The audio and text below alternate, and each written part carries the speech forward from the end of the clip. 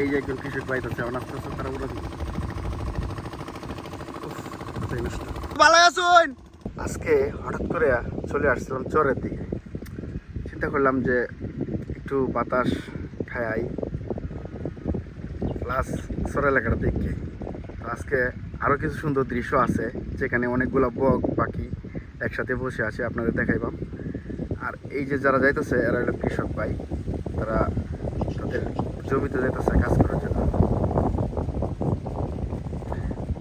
ভিডিওটা শেষ পর্যন্ত দেখার অনুরোধ রইল, দেখলে অনেক মানে মনে শান্তি পাইবেন, একটা তৃপ্তি পাইবেন। এক ঝাঁক পাখি বসে আছে। মূলত আমি আসছিলাম চরে ঘোরার জন্য। এই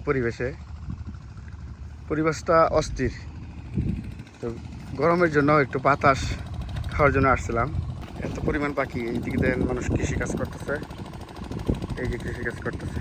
মূলত বিষয় হলো যে পানি দিচ্ছে, তো পানি দেওয়ার কারণে এই যে জ্বালা ক্ষেতগুলো করছে, জ্বালা ক্ষেত বা ক্ষেতে যেই পোকাগুলো আসেন, পানি দেওয়ার ফলে এই পোকাগুলো তো মানে পানির উপরে উঠতে পারে, তারা এই পোকাগুলো দেখায়। সবই তো বক পাখি, এগুলা কি পাহাড়ি বক পাখি না দেশি বক পাখি এটা তো বুঝতে পারতেছি না। হ্যাঁ, এই যে পাইপতে পানি নিতেছে ক্ষেতের তার ক্ষেত্রে। আমি এনে লুকাই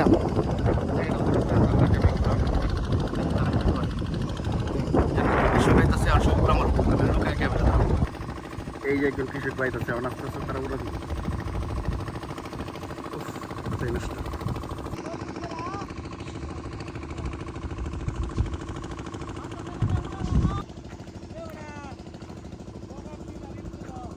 হ্যাঁ তুলতাছি, ভালো আছুন? হ্যাঁ তুলতাছি, বগার রেডি তুলতাছি। চাষা কথা বগার ছিল রেডি তুললাম। খেপ ধরে বইছি, মানে আবার তারা আস্তে আস্তে আগের জায়গায় যাইতেছে।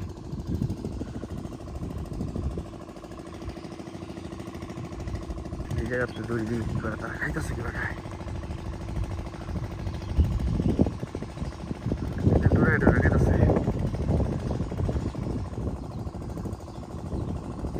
অনেকে জিগাইবেন এটা কোন জায়গা। এখন আমরা ঠিকানা দেম, এটা হচ্ছে খুরশিদমহল চর। এই যে এই দিক দিয়েছে খুরশিদমহল, এই যে নদী আছে এদিক দিয়ে ব্রহ্মপুত্র নদের ওই পার দিয়ে খুরশিদমহল গ্রাম। আর এই দিক দিয়ে আস্তে আস্তে আমাদের উপজেলা হোসেনপুর। এই যে টাওয়ারটা এটা হোসেনপুরে পড়ছে। তারা আবার খাবার সন্ধানে যেতেছে গা, একটু ঘুরবো, ঘুরে পরে আবার তারা খাবার খাইব। বন্ধু বান্ধব ফ্যামিলি বেহেই আছে তারা জন্য, তারা হিন্দু আর একটা খেতে বসে খাওয়ার লাগে। চিন্তা করছিলাম একটু প্রকৃতির মাঝে ঘুরিয়াই, তো আজকে এত সুন্দর একটা প্রকৃতির দৃশ্য দেখলাম, মানে এটা আসলে ভাবার মতো না। এইভাবে মিলে যায়, এইভাবে ঘুরতে আসি হঠাৎ করে প্রকৃতির সুন্দর সুন্দর দৃশ্য আমি তুলে ধরি। তো আজকের ভিডিওটা এই পর্যন্তই। সবাই চ্যানেলটি সাবস্ক্রাইব করবেন আর কমেন্ট করে জানাবেন ভিডিওগুলো কেমন লাগে। দেখা হবে আবারও পরবর্তী ব্লগে। আল্লাহ হাফেজ।